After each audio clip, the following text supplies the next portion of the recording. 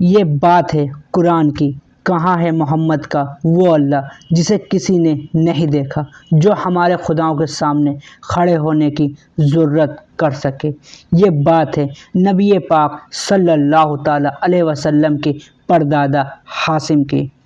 اس بھیڑ سے ایک آواز آئی، مکہ والوں، میں ہوں ہاشم، عبداللہ مناف کا بیٹا، اور ہم اللہ کے گھر کے محافظ ہیں، ہم اللہ کے گھر کے رکھوالے ہیں، کسی میں ہمت نہیں ہمارے قافلے کو روکنے کی۔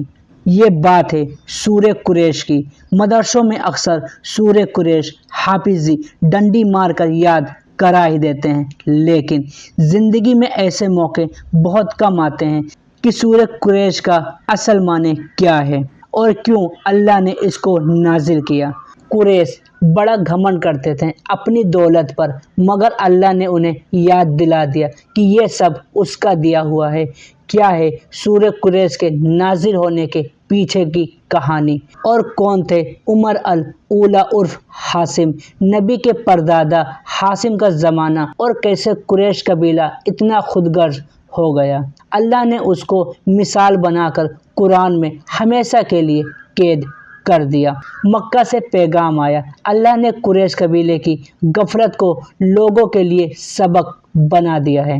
اور سب سے زیادہ امپورٹنٹ، 1400 سال پہلے نازل ہوئے اس سورہ کا آج ہماری زندگی میں کیا کام ہے، جانیں گے اس ویڈیو میں۔ تو دوستو، ہم اس ویڈیو میں اس کی پوری کہانی یا پورے واقعہ کو ہم سمجھنے کی کوشش کریں گے۔ تو دوستو، آپ سے گزارش ہے کہ آپ اس ویڈیو کو آخر تک ضرور دیکھیں، آپ کی بہت مہربانی ہوگی۔ اور ہم اس ویڈیو میں جانیں گے کہ سورہ قریش کیوں نازل ہوئی اور سورہ قریش کا اصل معنی کیا ہے۔ تو ویڈیو کو شروع کرتے ہیں۔ بہت سے اسکالر کا کہنا ہے کہ سورہ قریش مکہ میں اس وقت نازل ہوا جب قریش کے سردار اپنی دولت کا گھمنڈ دکھا کر آپ صلی اللہ تعالیٰ علیہ وسلم کی مخالفت کرنے لگے۔ اس میں سے ایک سردار بولا، اے بنو ہاشم کے لوگوں، ایک بات میری سمجھ میں نہیں آتی۔ پھر ایک شخص بول اٹھا، کون سی بات ابو حکم، کیا سمجھ نہیں آتا تمہیں؟ مجھے سمجھ نہیں آتا، اگر اللہ کو پیغمبر چننا ہی تھا تو قریش کے کسی امیر سردار کو چن لیتے۔ پورے مکہ میں بنو ہاشم کا یہی گھر ملا تھا۔ اور کہنے لگے کہ اگر سردار بنانا ہی تھا تو اللہ کسی سردار کو نبی بنا دیتے۔ اور جب ان لوگوں کا غرور اور ان کا گھمنڈ حد سے زیادہ ہو گیا، تب اللہ سبحانہ تعالیٰ نے ان کو یاد دلانے کے لیے کیا کیا، ان کی حیثیت کیا تھی، ان کا مقام کیا تھا۔ اللہ نے اس وقت سورہ قریش کو نازل کیا۔ اس میں سے ایک سردار نے بولا، محمد ہر جگہ ہمیں لاجواب کر رہے ہیں، اور اب وہ ہمارے قریش قبیلے کے خلاف ایک نئی ساری لے کر آئے ہیں، کہتے ہیں ہم ناشکرے ہیں۔ تو اس میں سے دوسرا شخص بول اٹھا، شاید وہ ٹھیک کہتے ہیں، سوچو ذرا، یہ بات مت بھولو کہ ہم عام لوگ نہیں بلکہ قریش کے سردار ہیں۔ کیا تم بھول گئے وہ زمانہ جب مکہ بھوک سے تڑپ رہا تھا اور بدحال تھا؟ یہ بات اصل میں محمد صلی اللہ تعالیٰ علیہ وسلم کے پردادا ہاشم کے زمانے کی ہے۔ یہ وہ دور تھا جب مکہ قید کا شکار تھا، آبادی کم تھی، اس کے باوجود بھی لوگ بھوک سے مر رہے تھے۔ ان کی ہر سانس اپنے آپ میں ایک سوال کر رہی تھی۔ یہ وہ دور تھا جب لوگ حضرت ابراہیم علیہ السلام کی سکھائی ہوئی توحید کو بھول چکے تھے۔ مکہ بت پرستی اور شرک کا گڑھ بن چکا تھا۔ کعبہ کے اندر اور اس کے آس پاس 360 بتوں کو رکھ دیا گیا تھا۔ دن رات لوگ ان بتوں کی پوجا کرتے، ان کو اللہ تک اپنی بات پہنچانے کا وسیلہ سمجھتے اور کہتے، اے ہبل ہماری دعاؤں کا وسیلہ بن، اے ہبل بچے بھوک سے مر رہے ہیں، رحم کر رحم۔ یہ زمانہ اتنا مشکل تھا کہ لوگوں کو خواب میں روٹیاں نظر آتی تھی۔ اس میں سے ایک شخص اپنی بیوی سے کہنے لگا، کل میں نے ایک خواب دیکھا، ہم دونوں بیٹھے تھے اور پیٹ بھر کر روٹی کھا رہے تھے اور پھر ٹھنڈا پانی پیا۔ وقت اپنی رفتار سے چلتا رہا، مکہ والے دیوتاؤں کی پوجا کرتے رہے۔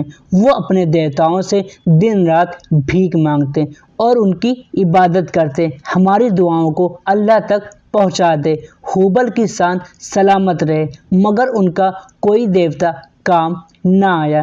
دھیرے دھیرے انسان اور جانور مرنے لگے۔ اس میں سے پہاڑ پر بیٹھے ایک شخص نے دیکھا کہ مکہ کی اور تیز رفتار میں کوئی آ رہا ہے، اور پھر ایک امید جاگی، ایک آواز اٹھی، ارے یہ کون ہے؟ اور کہنے لگے، ارے یہ تو عبد الحاسم کعبہ کے سردار آ رہے ہیں۔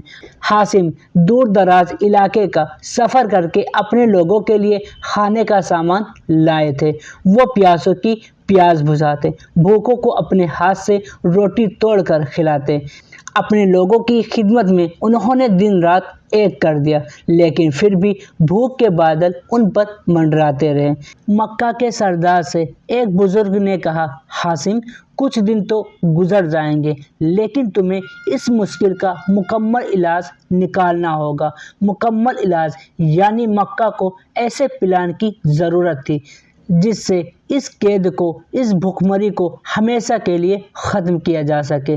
حاسم صبح شام پلان بناتے رہے، اپنے لوگوں کی فکر کرتے رہے۔ وہ جگہ جگہ جا کر بڑے بوڑھوں سے رائے لیتے رہے کہ شاید کوئی راستہ نکل آئے، اور کہنے لگے، میں اپنے لوگوں کو اس حال میں نہیں دیکھ سکتا، آپ سب مکہ کے بزرگ ہیں اور کوئی راستہ دکھائیے۔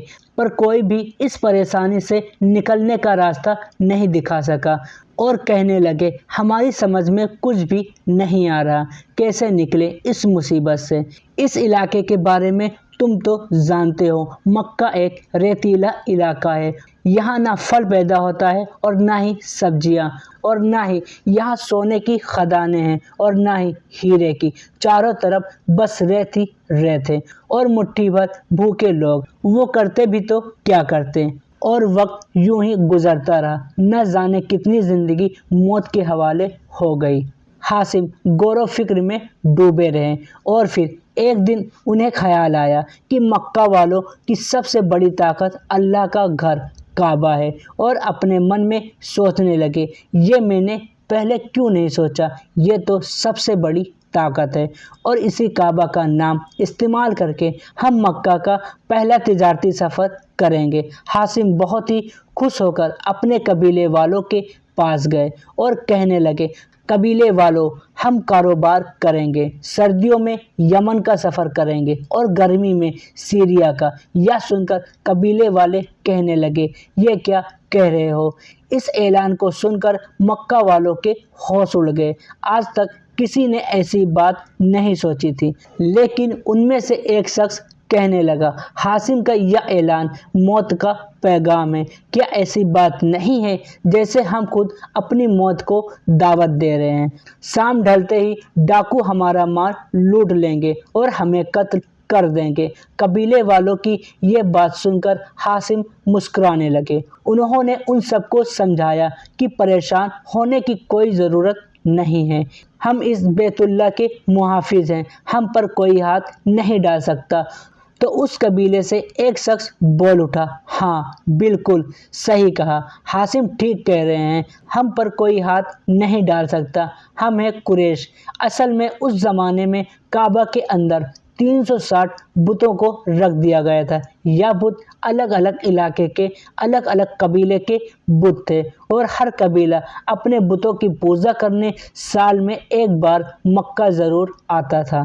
اگر کوئی قبیلہ قریش کے قافلوں پر حملہ کرتا ہے تو اسے اس بات کا ضرور ڈر لگا رہے گا کہ کہیں ایسا نہ ہو کہ قریش والے ان کے بت کو کوئی نقصان پہنچا دے یا ان کے بت کو کعبہ سے باہر نکال کر پھینک دے، کیونکہ ان کو سال میں ایک بار اپنے بتوں کی پوجا کرنے کے لیے مکہ ضرور آنا تھا۔ کسی نے اگر ضرورت بھی کی تو ان کے بتوں کو نکال دیں گے، اس قبیلے کے بت کو۔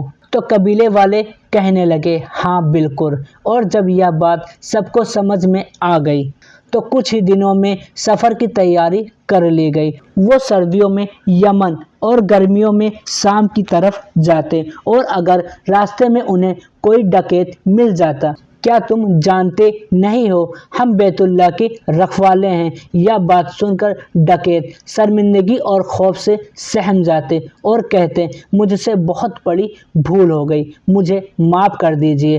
سفر والے کہتے ہیں کوئی بات نہیں، لیکن آگے سے خیال رہے دوبارہ یہ غلطی نہ ہو۔ اور وہ بے خوف ہو کر آگے بڑھتے رہے، اور اسی طرح مکہ کے ہونے کی وجہ سے قریش بے خوف ہو کر سردی اور گرمی کا سفر کرتے رہے۔